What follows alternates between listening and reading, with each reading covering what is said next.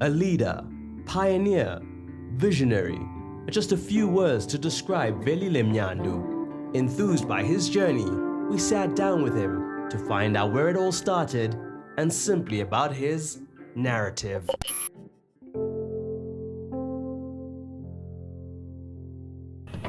A man's identity is everything, and it was not an easy decision that I had to go this route of changing from Velile Mnyandu to Velile Mnyandu.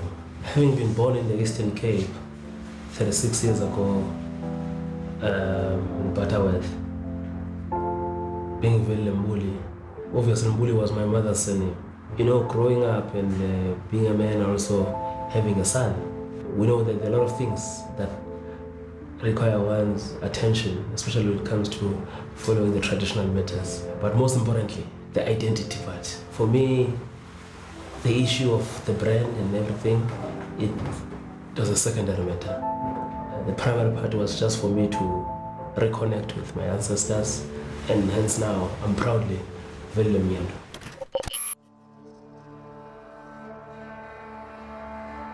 This one fateful day, 31st March 1997, so there was the Bisho Football Association, which was an affiliate of another sub-district in the King Williamstown back in those days, and that sub-district was an affiliate of Safa Border. Safa Border back then was one of the 25 regions of Safa. So it happened that a Bisho Football Association had a junior league committee, which was headed by yours truly. I started heading it at the age of 14. So I had this book where I would collect the team news, the association news, the fixtures, the results and the notices, and not just for the junior league only, but also for the elite league in our association. So it happened that on this fateful Saturday, which was the Easter weekend, I had to take this book and with all the news and the fixtures to a radio station which was nearby. Because we were just 200-300 meters from this radio station, and I took it there on that day in 1997, and I've been on radio since that day. A kid growing up in the rural areas, you know, you get exposed to these things. You listen to different radio commentators, and you take interest in all these things. And I still see that even till today. And interestingly, some of the young boys who are also interested in following this path, they will come and, you know, and we're just watching football and then start commentating, you know. So I guess I've always had this interest to also update myself, you know, follow the latest news back in those days. And remember, way back, there was no internet. Yes. And also even the access to the newspapers, it was not an easy thing. So radio has always been this one source of information.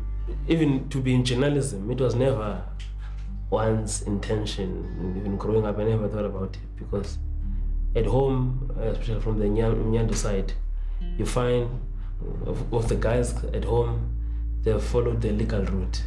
Being a lawyer or something, this is what was going to interest me. I can proudly say that at 15, I knew where I'm going to go. In fact, for me, even by the time I had to finish high school, it was not even a question. A very tough decision, I have to say, because you have to understand that I had been in the industry for 11 years at that time.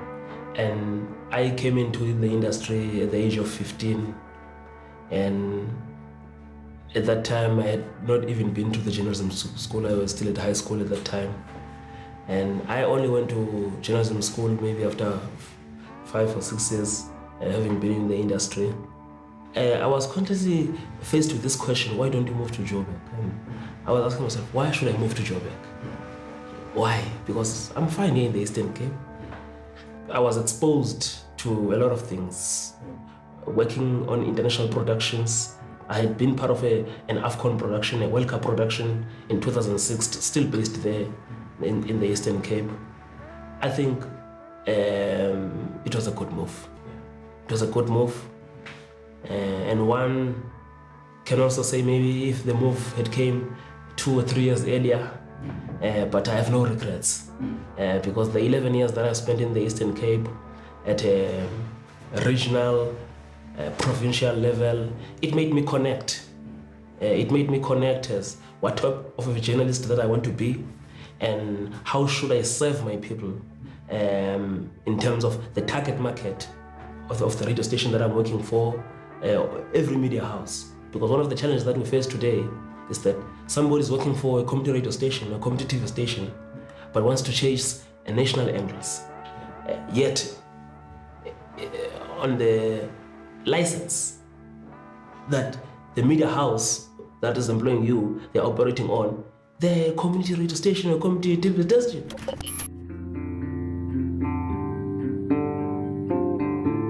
You know, when you work for a community or a regional based media house, there are a lot of sacrifices that you have to go through. And one of them is how to equip yourself. It's how to elevate yourself to a level where you get to understand on how can you reach those higher standards. I remember if there's one tournament that was helping me, it was the Vodacom Challenge, way back in the days, because I was taking a keen interest. And for me, it was easier because the finals of the Vodacom Challenge had been set in Durban. And for me, because Durban was also home, because my father was there, it was easier for me because I would also be going there as visiting Durban. So I would take a bus and I go there, okay, I'll watch the big games, but also get to work. As young as I was at the time, teenage stage. So, but one thing I remember is also traveling from Bisho to Mthatha with Kaizer Chiefs supporters in the taxi, but going there to work. And yes, I've taken a bus trip. In fact, I still remember the bus trip was from King Williamstown to Johannesburg to work, not to just come and play and watch, to work in a final, the 5-0 defeat of Jomo Cosmos, losing to Kaizer Chiefs. When I was scoring a brace on the day with those dots. You know, yes.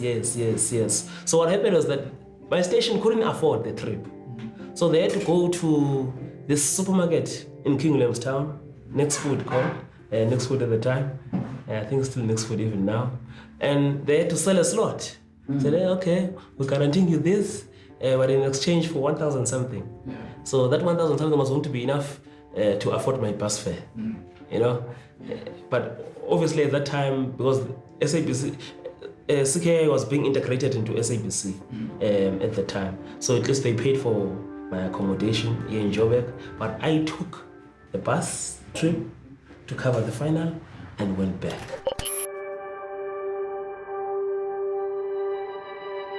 The first award that I won was back in 2004, 2005. And interestingly, it was a Bushbucks award. Bushbucks were still playing in the PSL at the time. Whatever you do, you need to go all out. And I was covering Bushbucks religiously. You know, it was our team in the province. I knew what it meant, not just to me, but also to everyone around. You can also safely say that Bushbucks also got to expose us to the nation. You know, I remember when I got to have a gig at Kickoff as a freelance journalist. They gave me that freelance gig because I was based in the province and because of Bushbucks. I was professional football because of Bushbucks. So that's why we went all out. So that was my first award. As a recipient on the day, I accepted the award from Robert Marau. And he knows the story, you know, that I accepted this award from him. And little did I know that later we would go on to work together like we do now. And then I moved to Joburg 2008. In 2009, we won a joint award with my former colleague, the late Billy Snaume, one of the few guys in the industry who took me as his younger brother, and I was working with him at the time. Then in 2010, the following year, because of the standing work that I had done at the time, especially around the World Cup, leading to the World Cup. But most importantly, focusing on development, because development is one of the things that I'm strong in terms of coverage. Experience as I am right now as a journalist. So I won the SAFA Award, Radio Media Award. That was 2010. Then 2012, I won the Gauteng Sports Journalist of the Year. And then the same year, I won the big one, the South African Sports Awards Journalist of the Year. And it was a very interesting award. But I've won other awards even after that, you know, and got even continental recognition. But it never changed me, you know, because yes, awards are there to reward one's work, but I don't think that it should change one's outlook on life, and especially on how you conduct yourself and how you continue to be committed to what you're doing.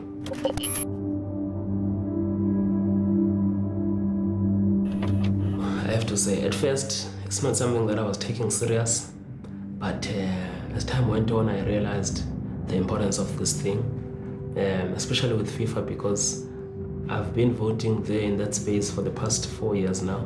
But you know, as time went on, I was like, okay, you know what? It is important to have your name there, you know, because these are the things that will count in the long run. And most importantly, because our industry is also about power. Now, when you are an internationally recognized journalist that is playing at a continental and a global space, it becomes very important. Not because also you want to be like this, in my language, but you know, but also, you know, just to be there. Because ever since then, I've been meeting a lot of international journalists from around the continent, and even now I can proudly say that, taking nothing away from the local scene, but I'm more interested in what is happening on the continent.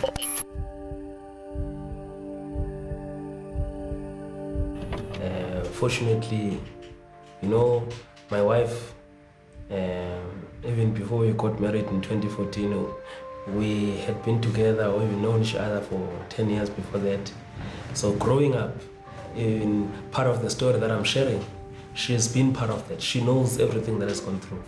And you know, what is important is that it's easier when you're with someone like that, who will also understand the challenge growing up in terms of what kind of sacrifices both we have to make. Especially when I moved here to Joburg, that was very important, because you'll recall that I moved to Joburg just 2 years before the World Cup. And at that time, I was transforming from being a regional and provincial or community journalist into a national journalist. And even now, the agenda in terms of how do I cover the events or even cover sports news, now there was a change of focus in how I look at things. But because I was well groomed in the industry and I had this good background, I was exposed to a lot of things, and I was also exposed to the situation in the country in terms of how sport is structured. I knew my place, and I knew that there are things that I used to do back home that I'll have to leave behind, because now the agenda is changing.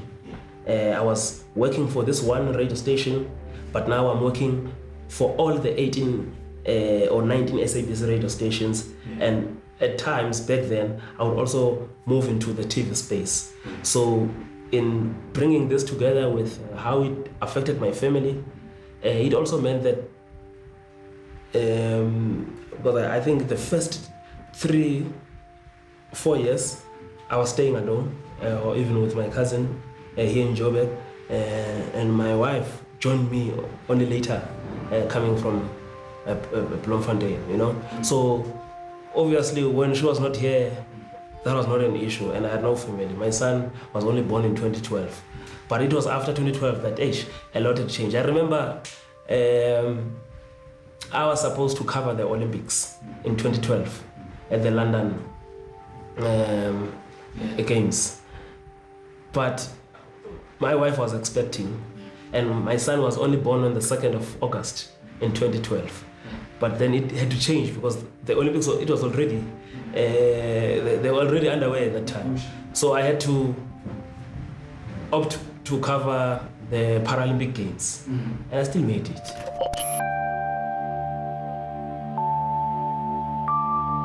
There's one story that I did back home that made me proud.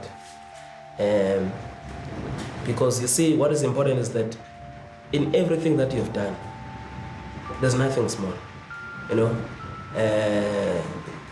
In terms of station, everything is big. So I remember at some stage we were discussing in our breakfast show that I was doing at Sikai with Pastor Rigo, the accessibility to the infrastructure, the fields of play. Because you find that in the townships, especially around King William's Town where I was based, there was a serious issue. So I went out to conduct just a short study on how many teams are struggling with having access to the sporting fields. And this other day in Zwelitsha, I found about 20 teams training in one football field. 20 teams, and you would find them, you know, and this was a serious challenge. And I followed up on this story, and after having followed up the story, and then there was a reaction from the local authorities, you know, because it's important that as journalists who are serving the society, yes, the media houses, the newspapers want to sell, radio stations and TV stations want to compete also for the listenership and also for the viewership. But it's always important to know what is our role in the society. But when I moved here in Joburg, because I had this background, and I also consider myself to have this rough side of a journalist as well. And I wouldn't consider myself to be an investigative journalist, but if you want me to put my clothes, I can do that easily, yeah, and dig in, because it's something that I'm doing. So I've covered a lot of interesting stories here that have proven to be very big stories and attract some strong attention as well from the authorities around sport. And one of those, I remember I was covering the Semenya Commission of Inquiry, which was looking into allegations of bribery and all these things in match fixing and corruption in football. And it was very interesting, some of the things I discovered there. Obviously it was a commission of inquiry, but then I got to follow it, and then I made some contacts as well.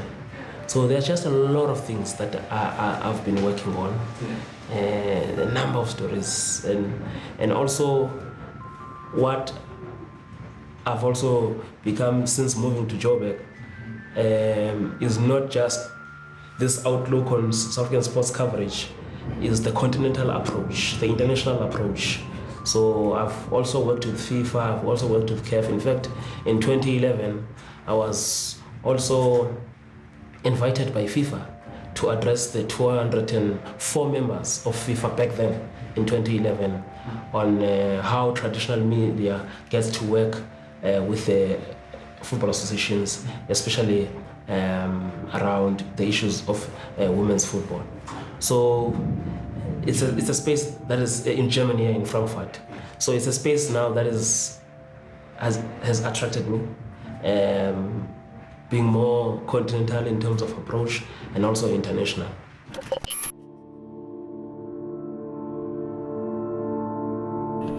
When we travel with our national teams, and sometimes the clubs on continental duty or even on international duty, and this has happened because I've also traveled with the multi-coded sporting teams to the Olympics, to the World Student Games.